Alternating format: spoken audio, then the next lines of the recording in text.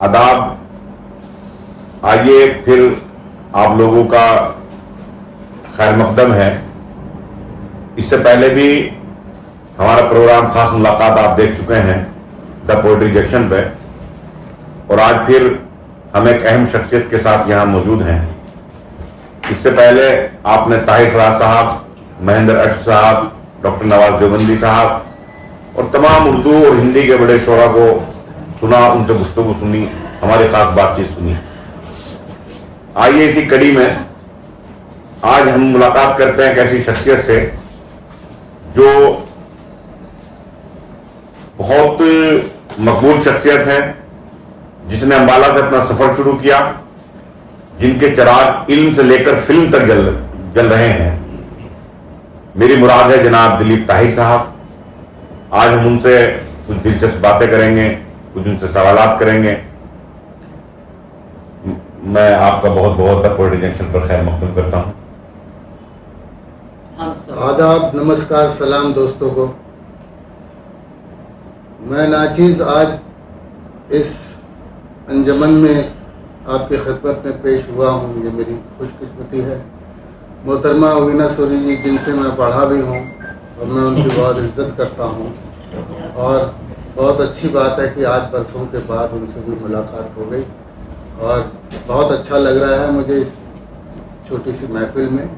छोटी महफिल कोई नहीं होती, महफिल सब महफिल होती है, तो उसको छोटा या बड़ा नहीं समझना चाहिए, उसको दिल से लेना चाहिए और अच्छा लगना चाहिए।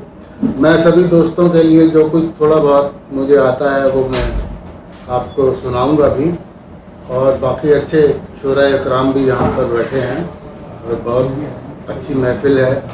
तो अभी बिलाल साहब जो कुछ थोड़ा बहुत मुझसे पूछेंगे वो मैं आपकी नज़र करने की कोशिश करूँगा। मेरा दिलीप ताहिर साहब आपसे खैर मकदम है हमारे चैनल पर। मेरा सबसे पहला सवाल आपसे ये है जी जी कि ये जो शौक है शायरी का, जी जी इसके लिए कहते हैं कि खुदा भगवान ईश्वर अपने कुछ बंदों को मुंतखब करता है। यस, ये हर आदमी को ये सादत हासिल नहीं होती। हाँ। तो ये शौक जो आपको लगा, आप जो मुंतखब इसके लिए हुए, आपका जो इंतखाब हुआ, वो किस तरह आपको लगा? आपकी शुरुआत कहाँ से हुई, इसके बारे में थोड़ा सा नाज़िम। देखिए बिलाल साहब,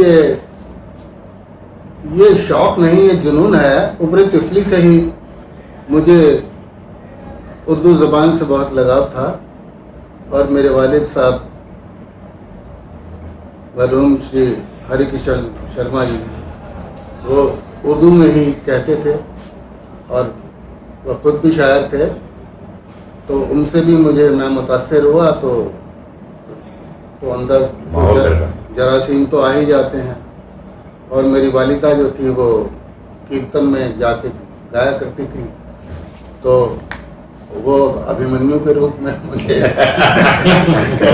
वो विरासत के रूप में कह सकते हैं आप, तो मुझे मिला। तो और उसके साथ साथ फिर मैं शायरी में मैंने अपने प्रेमवार पटनी साहब से भी इस्लाह ली चंडीगढ़ में, जो कि अब नहीं हयात हैं। बहुत अच्छे शायर हुए हैं और बहुत अच्छा काम किया उन्होंने। इंडस्ट्री में भी गए थे लेकिन वहाँ ज़्यादा कामयाब नहीं हुए। वो चलो कोई बात नहीं, वो चलता है। तो शायरी की इस्लाह लेना भी अच्छा है कि भाई थोड़ा सा रेख्ती का पता लग जाता है इधर, मतलब कि किस तरीके से शायरी की जानी चाहिए। लेकिन शायरी के लिए कोई उसकी ज़रूरत नहीं पड़ती, क्योंकि वो जब तक अंदर से आवाज़ ना आए तो शायरी नहीं होती। तो शायर जो होता है वो उसके अंदर जब तक नहीं आएगा तो वो शायर नहीं बन सकता। तो अंदर से आना बहुत ज़रूरी है। वो कहते हैं जी आपने इश्क किया है या कि नहीं किया है, वो ठीक है, इश्क तो हो ही जाता है, उसमें क्या है। तो बाकी शायरी जो है कि भाई एक गज़ल कही थी कोई बहुत, मैं वफा परस्त हूँ दोस्तों, मैं वफा परस्त हूँ दोस्तों, मेरी दोस्ती से ना खेलिए, मेरी दोस्ती मेरी जिंदगी है लुटी मगर किसी जिंदगी से नहीं। तो ये गजल है, ये और भी जो मैं याद आता रहे। मेरा नाफी सवाल ये है, जी अगर आपको याद हो जो पहला शेर आपने कहा हो, एक तो वो शेर जो आपने सबसे पहले शेर कहा, और उसके साथ साथ मेरा उसमें सवाल ये है कि उस शेर को कहने के बाद आपने कैसा महसूस किया, वो थोड़ा सा अगर आप बता दें। देखिए सर, ये तो मतलब कि बहुत पीछे जाना पड़ेगा, यानी इसके लिए बहुत इसीलिए हम बैठे हैं क्या बहुत ज्यादा पीछे जाना पड़ेगा। तो मतलब ऐसी भी वो उस वक्त तो जब शुरू किया तो वो दिल करता था भाई कुछ कहे, तो उसके अंदर कुछ, अब जैसे दिल धड़कता है एक जमाने से, आ भी जाओ किसी बहाने से। दिल तड़पता है एक जमाने से, आ भी जाओ किसी बहाने से, और बन गए दोस्त भी मेरे दुश्मन एक तुम्हारे करीब आने से। और ये गजल जब कही थी तो कितने साल हो गए, उसके बाद बम्बई में जाकर ये गजल मेरी मेहदी साहब ने गाई। मेहदी हसन साहब, आप कभी सुनेंगे यूट्यूब पर, तो ये गजल आपको क्या टाइटल क्या मिलेगी, है टाइटल क्या इसका गजल का? दिल तड़पता है एक जमाने से। तो ये गजल ललित सेन म्यूजिक डायरेक्टर है और दिल तरफता है एक जमाने और मेहदी हसन साहब ने ये गजल अगला मतलब मेरा सवाल यह है आपसे जी कि आपने, जैसा कि आपकी परवरिश अम्बाला में हुई, पैदाइश अम्बाला में आपकी जी परवरिश यहाँ हुई, जी जी तो ये कब आप यहाँ से आप बम्बई के लिए कब मुंतकिल हुए, क्या जहन में आया, क्या ऐसी बात थी कि जो आपको अम्बाला से सफर करके आपको वहाँ जाना पड़ा? अम्बाला बहुत जरखेज जमीन है, ना सिर्फ कागजी का ताल्लुक यहाँ से रहा। नहीं, बहुत अच्छी बात, बहुत अच्छी बात है। देखिए बिलाल साहब, मैं अम्बाला में पैदा हुआ, बिहारी लाल हॉस्पिटल में, और पढ़ा भी अम्बाला में। मतलब कि जो तालीम मैंने पाई,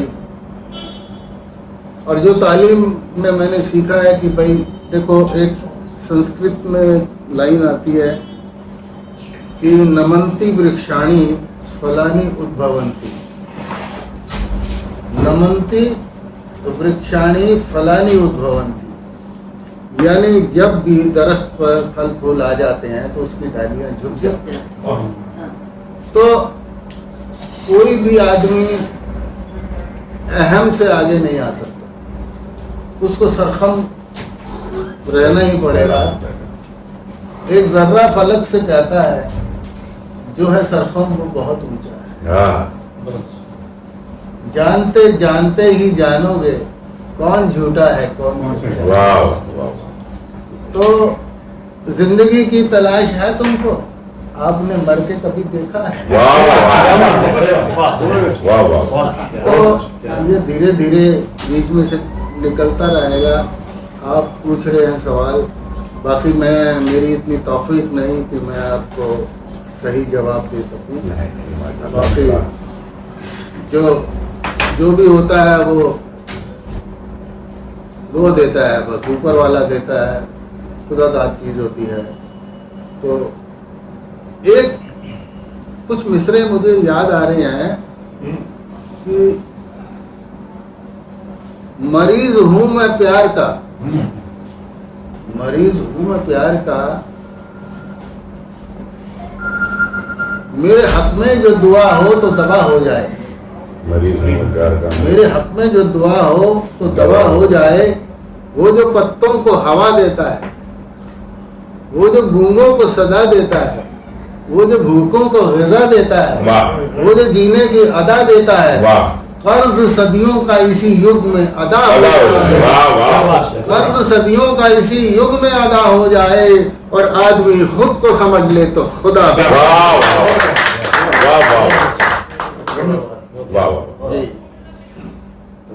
तो अब मैं जिस वक्त आप अम्बाला थे, अम्बाला रहे आप, उसके बाद आप बम्बई की तरफ गए।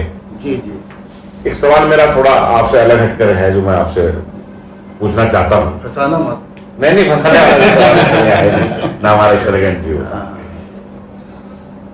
उस वक्त जो मुशायरे होते थे, जी। खुदमवाला में एक मुशायरा होता था जश्न बहार के नाम से, हाँ, मल्होत्रा साहब कराते थे, जी जी और पूरा एक सब लोग सुनने के लिए आते थे हर घर में से, और कहा जाता था कि मुशायरे जो है वो तहजीब सीखने की सबसे बड़ा स्कूल जो है वो जी। मुशायरे होते थे। जी जी कभी सम्मेलन होते थे और माँ बाप अपने बच्चों को भेजते थे कि वहाँ तहजीब, नशिस्त बर्खास्त, आदाब, बोलने का सलीका, सब मुशायरों में तहजीब पूरी की पूरी अपने आप में थी। उन मुशायरों में, और आज जो कुछ हो स्टेज पर हो रहा है आप वो भी देखते होंगे, जी जी। और आप भी शामिल होते हैं मुशायरों में, उनमें क्या फर्क आया है, और आपने जो 70 के दशक में देखा या जो अब आप देख रहे हैं इस 21वीं सदी में, उन 20वीं सदी और 21वीं सदी में कितना आप डिफरेंस मानते हैं, इसके बारे में आपसे कुछ याद है आपकी? अब देखिए बिलाल साहब, क्या है, हर सदी में कुछ ना कुछ बदलाव तो आता ही रहता है, और ये आएगा भी, इसको हम और आप रोक नहीं सकते। बाकी जो शख्सियत अपने अंदर से बात कहना चाहती है उसको अच्छी बात ही अच्छी लगेगी, यानी टूटी फूटी जो बातें हैं, जो इधर उधर की हाँकता है, वो पसंद नहीं आएगा, क्योंकि जो दिल को लगेगा वो ही उसको पसंद आएगा।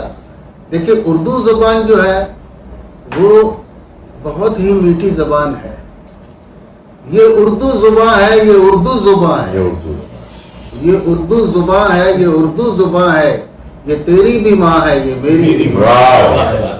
ये उर्दू ज़ुबान है, ये उर्दू ज़ुबान है, ये तेरी भी माँ है, ये मेरी भी माँ है। कभी माँ की आंखों में आंसू न आए, कभी माँ की आंखों में आंसू न आए, ये तेरे मेरे मुल्क की दास्तां है, ये तेरे मेरे मुल्क की दास्तां है। ज़ुबाने मुक़द्दस पे सजदा करूं मैं, ये माँ है मेरी धड़कनों में रवां है। चला जाऊं ताहिर तो माँ को बचाना, ये मेरा नहीं आपका इम्तिहान। वो थोड़ा सा आपने छेड़ दिया तो मुझे याद आ गया कि भाई चलो, ये जो अभी मैंने गज़ल सुनाई बहुत मुख्तसर, मतलब ये गज़ल बड़ी तवील है, और ये मैंने वहाँ बम्बई में मुशायरे में ये गज़ल पेश की थी तो लोग खड़े हो गए थे, और ये मैंने बातरन्नुम ये गज़ल पेश की थी, तो मैं कहना नहीं चाहता लेकिन कहना पड़ेगा, वो इतना बड़ा हार उन्होंने पहना दिया कि मैं ढक गया बिल्कुल। तो मैंने कहा यार ये जरा संभाल लो, मैं तो आगे कहना क्या है मुझे वो तो कह नहीं सकूंगा फिर मैं, लेकिन बड़ी इज्जत मिली। तो वहाँ पर एक कयूम साहब थे, वहाँ पर वो बहुत अच्छे थे, लेकिन अभी हयात नहीं है, तो वो मुशायरा मुनक्कद किया था उन्होंने बहुत अच्छा, वो तो वो चले गए अभी। तो ये गज़ल चलो और सिलसिला छिड़ता रहेगा, आपको कोई बात नहीं, कुछ आपसे भी सुनेंगे यार, मैं ही कहता रहूँगा। नहीं मैं नहीं सुना रहा हूँ, आपने बहुत अच्छा सुना है, मुझे भी याद आया। हाँ बिल्कुल कि जो दुआएं कर रहे थे हार जाने की मेरे, जी, जीत कर लौटा तो मुझ पर हार बरसाने लगे। हाँ क्या बात है, वाह क्या बात है, बहुत अच्छा है, बहुत अच्छा, बड़ा मजा आया है, क्या बात है। खैर हम आगे बढ़ते हैं, जी जी, हम आपसे कलाम भी सुनेंगे अभी। कलाम तो सुना नहीं ये बीच बीच में फिर हाँ मेरे एक दो सवाल और हैं, मैं समझता हूँ उनसे, क्योंकि वक्त के अपने तकाजे हैं। हाँ प्लीज। आपने कौन कौन सी फिल्मों में और कौन कौन से गजल वो हैं जो उन्होंने आपकी गजलों को गाया, वो थोड़ा सा अगर आप हमारे नाज़रीन को बता देंगे तो अच्छा रहेगा। हाँ हाँ बिल्कुल, कोशिश करूँगा कि मैं सबसे पहले तो अभी पाकिस्तान के मेहदी हसन साहब, उन्होंने वो मेरी गज़ल गा गए हैं, और जगजीत साहब ने मेरी 3 गज़लें की हैं, जैसे अभी वो गज़ल मैं बातरन्नुम में सुना सकता हूँ, लेकिन वो जगजीत साहब ने मेरी गज़ल की थी, वो जो विनोद को गवाई थी। अच्छा,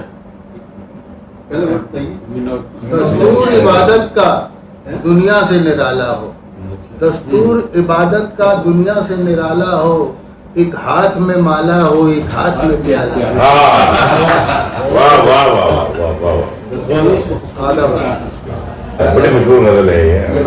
और एक गजल और भी शायद आपने सीमा की गाई हुई है, जगजीत जी ने की थी कि लौट कर कोई ना आया शाम तक, लौट कर कोई ना आया शाम तक, लौट कर कोई ना आया शाम तक, संग था मेरा हिस्साया शाम तक। वाह लौट कर कोई ना आया शाम तक, संग था मेरा हिस्साया शाम तक, पूछ कर दर्दे जिगर का माजरा, पूछ कर दर्दे जिगर का माजरा, फर्ज यारों ने निभाया शाम तक।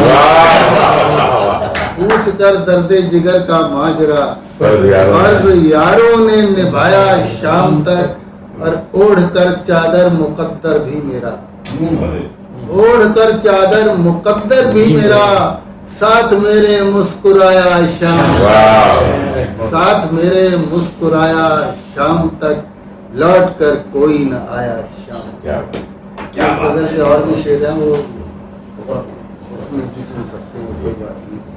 तो ये जगजीत साहब ने एक मेरी बड़ी इश्किया गजल की थी, अब मुझे याद आ रहा है जी। वो गजल, मैं दादर में रहा करता था, तो दादर में क्या था कि सुबह उठो तो शाम को उठो तो देखो यार हसीनाओं की टोली निकलती जा रही है, मेरे वहाँ से नजर आता था। तो ये गजल मेरे से बन पड़ी, वो जगजीत साहब ने।